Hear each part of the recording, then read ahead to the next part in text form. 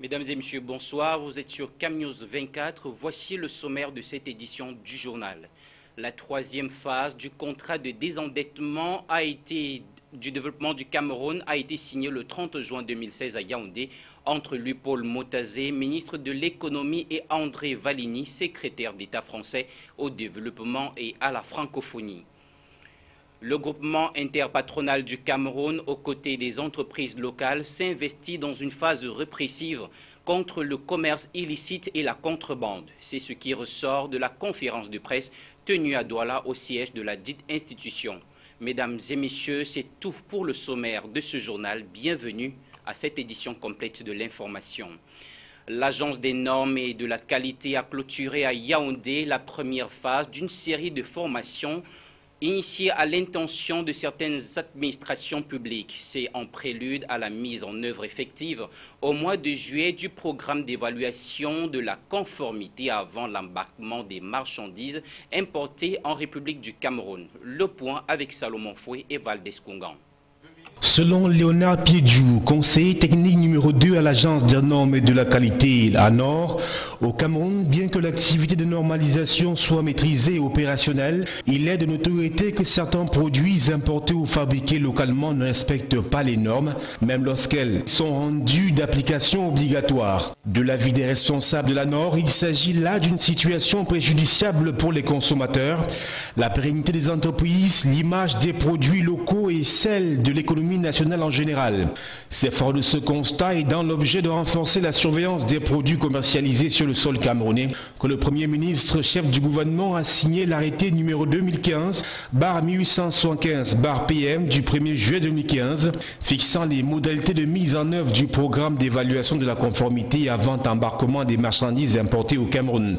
La mise en place de cet instrument obéit à un but précis, assainir le marché à travers une traçabilité fiable des règles d'origine répondant aux exigences des réglementations et normes établies par les autorités compétentes auxquelles seront désormais soumises les marchandises importées au Cameroun. Des contrôles rigoureux y afférents s'effectueront désormais au port, aéroports et autres points d'embarquement des marchandises destinées au marché camerounais. Il s'agira en gros des contrôles portés sur la documentation, des inspections visuelles relatives à la conception des produits, des tests sur des produits et des audits d'usine et autres bureaux. Afin de s'assurer de la qualité des marchandises qui entrent au Cameroun, la Nord s'est attachée les services de la Société Générale de Surveillance et d'Intertech, deux partenaires techniques de choix dans la mise en œuvre du PKE. La phase pilote de ce programme a ciblé 116 produits et les cadres de quelques administrations publiques au nombre desquelles les douanes, le MINIFI, le MINADER, le MINEPIA et le MINSANTI ont été formés. Le séminaire du 30 juin dernier était dédié à la formation des cadres du ministère des Mines, de l'Industrie et du Développement technologique. Dans les tout prochains jours, ces formations seront élargies au JICAM, au Syndustricam, au Conseil national des chargeurs et autres gros importateurs. À la suite de ce reportage, je vous propose maintenant de suivre Léonard Piedjou, conseiller technique numéro 2 à la Nord. L'organisation de ce séminaire permettra de former, de sensibiliser les administrations sur l'importance de cette mutation du Cameroun dans le domaine des importations, liée à ce décret institué par le Premier ministre chef du gouvernement qui vise à évaluer la conformité des marchandises avant qu'elles n'embarquent pour le Cameroun, à partir des pays d'origine. Ça permettra d'éviter qu'on retrouve sur nos marchés des produits de qualité douteuse ou alors des contrefaçons. En réalité, les marchandises arrivant au Cameroun sans avoir au préalable été vérifiées se retrouvaient au port et souvent se retrouvaient sur nos marchés sans toutefois avoir été contrôlées ou sans avoir respecté les procédures de contrôle. Il y a des procédures, mais les opérateurs économiques, certains, on ne peut pas dire tous, trouvaient toujours le moyen de sortir leurs marchandises sans respecter les procédures en place. Cette fois-ci, c'est différent parce que les marchandises seront évaluées avant le départ.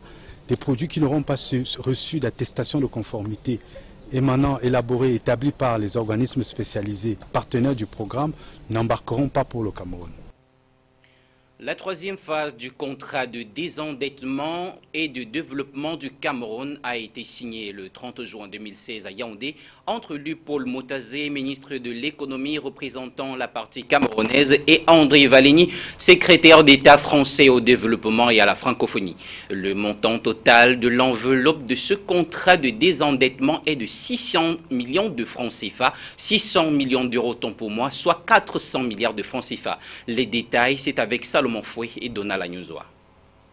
André Valigny, mandataire du gouvernement français, est venu parapher de concert avec les autorités camerounaises les termes du troisième contrat de désendettement et de développement. Il s'agit en effet d'une enveloppe globale de 400 milliards de francs CFA.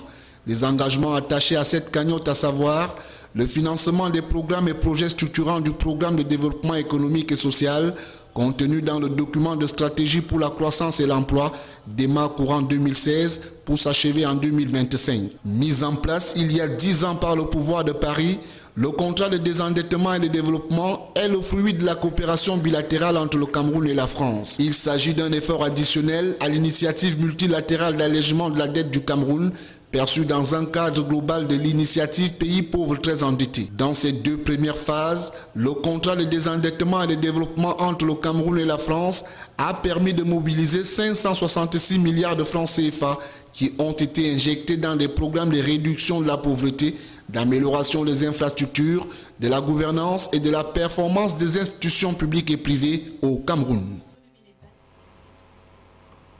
Le C2D est de toute évidence le plus important programme d'annulation et de reconversion de la dette extérieure mise en place par la France. Son enveloppe dédiée au soutien des efforts de développement et la lutte contre la pauvreté au Cameroun dépasse les 1000 milliards de francs CFA, soit environ 48% de l'aide publique au développement. Le point avec Salomon Fouet et Valdez Congan.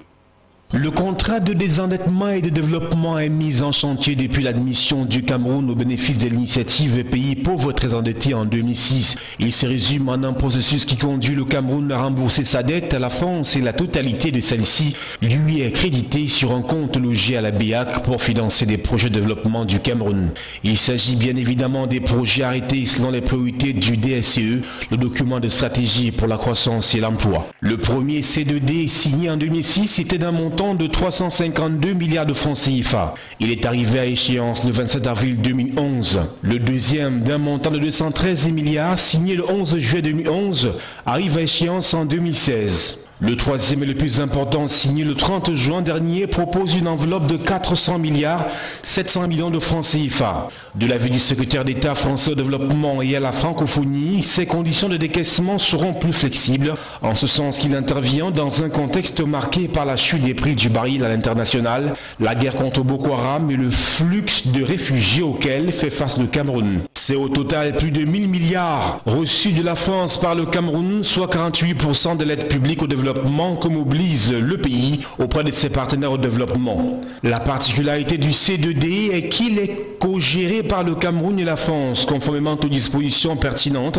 du document de stratégie pour la croissance et l'emploi et selon une approche participative qui implique les administrations centrales et les services déconcentrés. Autant les ressources tirées des fonds C2D financent la mise en place des projets structurants, autant elles sont mises à contribution dans le cadre de la lutte contre la pauvreté à la base. Toute chose qui justifierait à suffisance la mobilisation de plusieurs membres du gouvernement à l'occasion de la signature de la convention de partenariat sur laquelle est adossé le troisième C2D ainsi que celle de l'accord cadre qui accompagne la dite convention.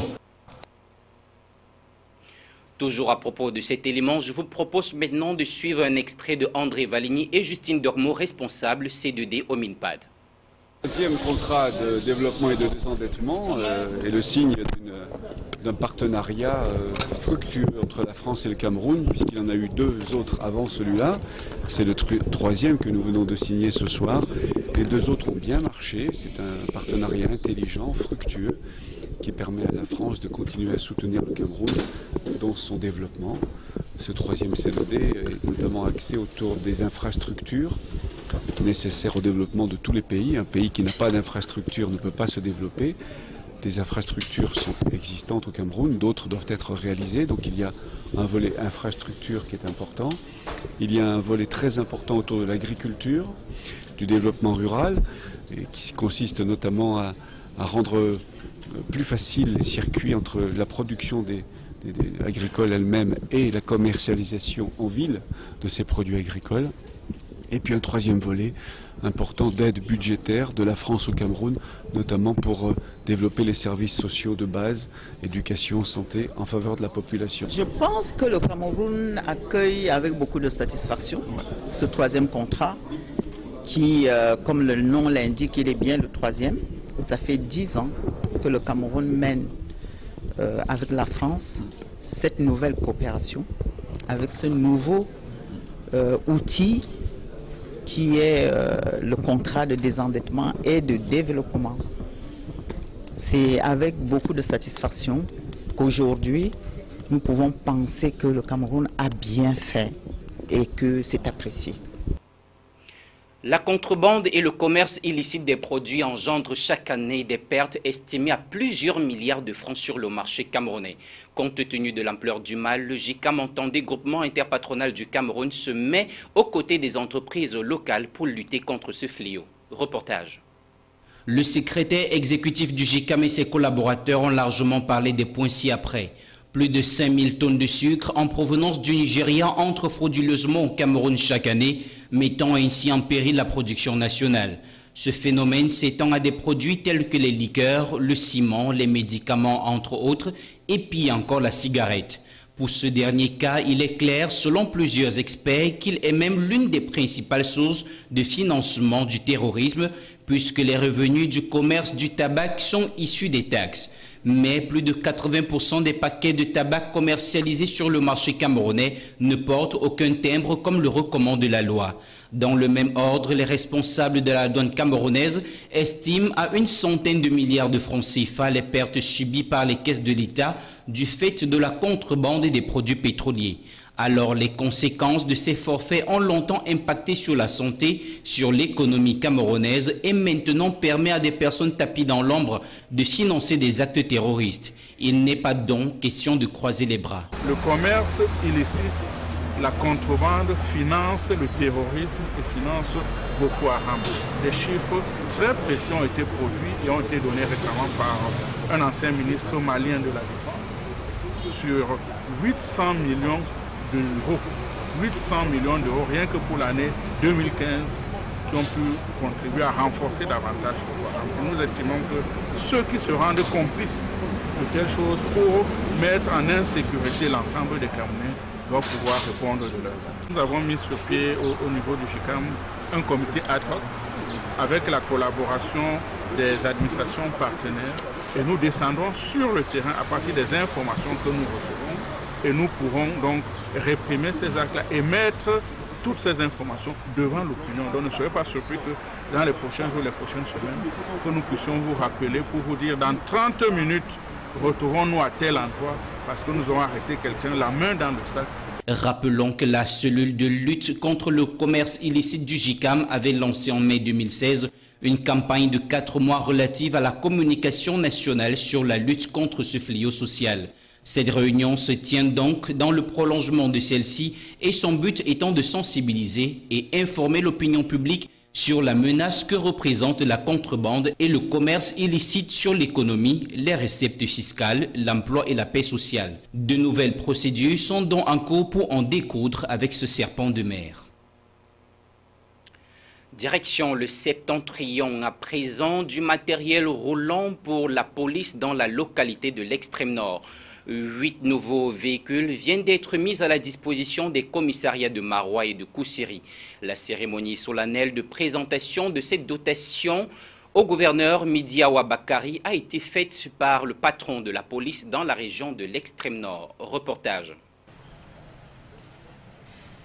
La délégation générale de la Sûreté nationale vient de mettre à la disposition des unités de police des départements du Diamari et du Logoni-Chari dans la région de l'extrême nord 8 véhicules flambant neufs. Il s'agit dans les détails de 4 pick-up pour les commissariats de sécurité publique de Kousséry 1, 2 et 3 et du 4e arrondissement de Marois et 4 berlines pour les commissariats de Marois 1, 2, 3 et l'hôpital de police de Marois. Les 10 véhicules, après avoir sillonné les principales artères de la ville de Marois, ont été présentés au gouverneur Midi Awa Bakari par le délégué régional de la Sûreté nationale Chetim Mamala au cours d'une cérémonie sobre présidée à l'esplanade des services régionaux. Pour Midi Awa Bakari, il s'agit ici d'une dotation qui permettra aux unités bénéficiaires d'être davantage efficaces dans les opérations, surtout dans la lutte contre l'insécurité galopante. Nous sommes en droit de penser que certainement ceci apportera un plus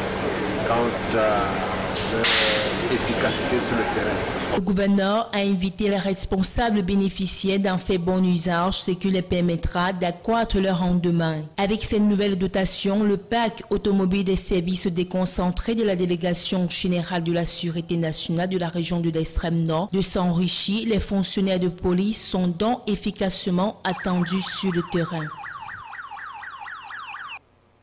Notons à la suite de ce reportage de Lisa Youmsi que la région du littoral venait de recevoir en début de semaine 34 véhicules tout-terrain départagés dans les différents commissariats de la police. Mesdames et messieurs, c'est sur cet élément que nous mettons fin à cette édition du journal. Merci de l'avoir suivi. Restez en compagnie des programmes de Camnews 24. Au revoir.